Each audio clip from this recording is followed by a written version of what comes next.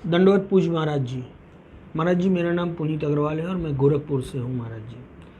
महाराज जी, निश्चित रूप से जब से आप उत्तर प्रदेश के मुख्यमंत्री बने हैं तो पूरा कायाकल्प ही हो गया है। चाहे बिजली की समस्या हो, पूरी तरह से समाप्त हो गई हो। रोड इंफ्रास्ट्रक्चर जितनी तेज़ी से बन रहा है, कभी मैंने इतना तेज़ी से बनते नहीं देखा था। महाराज जी, जितनी तेज़ी से नालियों पे काम हो रहा है, जितनी तेज़ी से इंफ्रास्ट्रक्चर पे काम हो रहा है, या क्राइम पे जिस हिसाब से कंट्रोल किया आपने, हर क्षेत्र में आप एक कर्मयोगी की तरह काम कर रहे हैं। मैं यहाँ पे इस वीडियो के माध्यम से उत्तर प्रदेश के जितने भी प्राइवेट स्कूल टीचर्स हैं या कोचिंग टीचर्स हैं, उनका प्रतिनिधित्व कर रहा हूँ। महाराज जी, सब कुछ बहुत अच्छा चल रहा है। महाराज जी, हम गोरखपुर वालों के लिए तो वैसे ही हैं जैसे अयोध्या के लिए मर्यादा पुरुषोत्तम राम हैं, जो उनके अपने हैं, जिन पे हमेशा से एक नाज होता है कि हम, जैसे उनको नाज होता है कि वो अयोध्या के, हमको नाज होता है कि हम गोरखपुर के हैं और आप हमारे हैं। महाराज जी, लेकिन अब एक समस्या आ गई है जो बहुत गंभीर है। पिछले वर्ष जब कोविड आया था तो सबसे पहले स्कूल और कोचिंग्स बंद हुए थे, और ठीक है 21 दिन के लिए बंद होना था, लेकिन वो 21 दिन कब 9 महीने में बदल गए। महाराज जी, दाने दाने को हम शिक्षक, हम टीचर्स मोहताज हो गए। कैसे तैसे गुजारा चला और हम पीछे पीछे घूमते रहे अधिकारियों और नेतागणों के कि कृपया हमारा कोचिंग खुलवा दीजिए, स्कूल खुलवा दीजिए। तमाम SOPs के साथ कोचिंग्स खुले, स्कूल्स खुले, और हमने कड़े नियमों के साथ उसका पालन भी किया। महाराज जी, 2-3 महीना हुआ था, अभी तो हम इस्टेब्लिश हो ही रहे थे, अभी तो चीज़ें ढर्रे पे आ ही रही थी। अभी एग्ज़ाम्स ओवर होते और फिर हम कुछ ठीक कर पाते, तब तक फिर ये कोविड आया और फिर हम वापस सबसे पहले हम बंद हुए। महाराज जी, अभी 20 दिन के लिए बंद हुए हैं।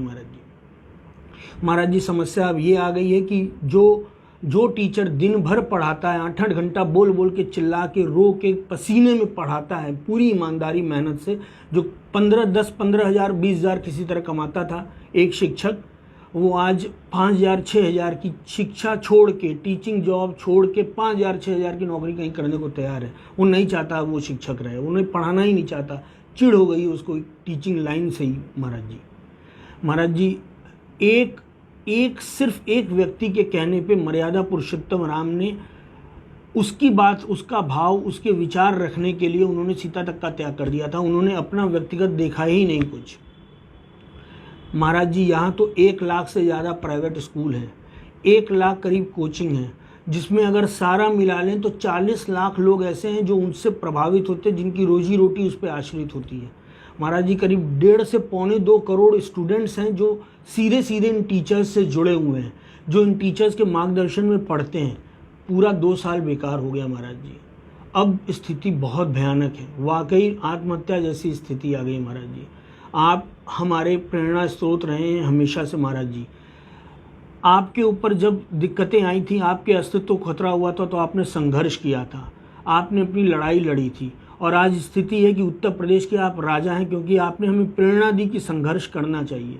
हम महाराज जी इस स्थिति में नहीं है कि अपनी रोजी रोटी चला सकें। टीचर्स को जाके देखिए कि क्या बुरा हाल है, अपने सामान तक वो लोग बेच रहे हैं। महाराज जी, हम सनातन को मानने वाले हैं, हम सब सनातन को मानने वाले हैं, और इसी सनातन में भगवत गीता में भगवान श्री कृष्ण ने कहा था कि अपना कर्म कर, ये जो जिंदगी और मौत तो लगी रहेगी, अपना कर्म कर। महाराज जी, कम से कम हम अपना कर्म करें, जिंदगी मौत लगी रहेगी। हम जब तैयार हैं लड़ने के लिए, युद्ध के लिए, इस अनजाने दुश्मन से, इस अनजाने जो कि मायावी शक्ति है, जो कि कभी रूप बदल बदल के आ रही, हम तैयार हैं लड़ने के लिए। महाराज जी, जितने अच्छे से SOPs का पालन कोचिंग्स और स्कूल वाले करा सकते हैं, जितने डिसिप्लिन्ड वे में, उतना कोई नहीं करा सकता, उतना कहीं नहीं हो पाएगा। आप भरोसा तो कीजिए। महाराज जी, मोदी जी बात करते हैं आत्मनिर्भर होने की। आत्मनिर्भर तो हम तब होंगे जब हम पे भरोसा करेंगे। आप SOPs बनाइए, गाइडलाइंस बनाइए कि इस तरह से क्लासेस चलेंगी। मोदी जी ने पिछले साल कहा था कि हमको लड़ना होगा, हमको इसके साथ जीना सीखना होगा। इससे डर के हम कैसे जिएंगे, और इसके साथ जीना होगा, तो इसके साथ हम SOPs के साथ जिएंगे, इसके साथ पालन करेंगे। अभी 2nd फेज़ आया महाराज जी पूरे भारत में। USA में 3rd फेज़ चल रहा है, जर्मनी में 4th फेज़ चल रहा है, ये 4th वेव चल रही है जर्मनी में।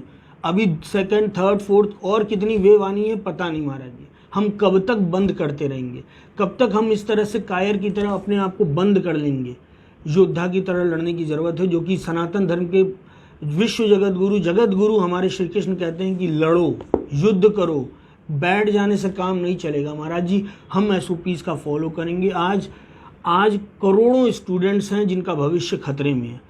छोटे बच्चों की बात मैं नहीं कर रहा हूँ महाराज जी, उनकी ज़िंदगी का सवाल है।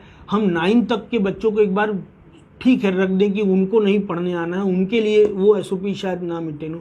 कम से कम 9th के ऊपर के बच्चे जो समझदार हो चुके हैं, जो कोचिंग्स जो स्कूल्स के हाथ में हैं, वहाँ तो हम SOPs मेंटेन कर सकते हैं। स्ट्रेंथ को आधा कर दें, मास्क लगाना कंपलसरी कर दें, हम सैनिटाइज़र, हम सब कुछ कंपलसरी कर दें। कम से कम शिक्षा को ना रुकने दें महाराज जी। शिक्षा रुक जाएगी तो कैसे काम चलेगा। मैं आपको विश्वास दिलाता हूँ महाराज जी, अगर आप हम पे भरोसा करते हैं और हम पे भरोसा कीजिए, यही भरोसा है कि हम आपके साथ हमेशा खड़े रहें। आज जितनी बड़ी संख्या में उत्तर प्रदेश में लोग आपका साथ दिए, आगे भी पूरी तरह से ऐसे ही देंगे। निश्चित रूप से आगे चुनाव आ रहा है और ये पूरा coaching association, school association, teacher अपने स्टूडेंट्स को हमेशा प्रेरित करेगा कि इस मुश्किल समय में अगर किसी ने साथ दिया तो योगी आदित्यनाथ जी ने साथ दिया। हमारे दर्द को, हमारी तकलीफ को समझा तो उन्होंने समझा। हमारे अस्तित्व को बचाया तो योगी आदित्यनाथ जी ने बचाया, पूज्य महाराज जी ने बचाया।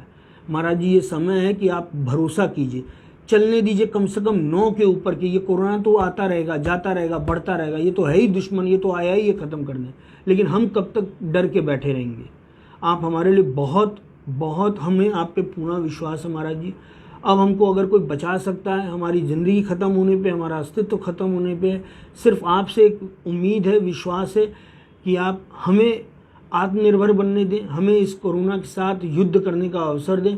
हम पूरी तरह से तैयार हैं महाराज जी। जय हिंद।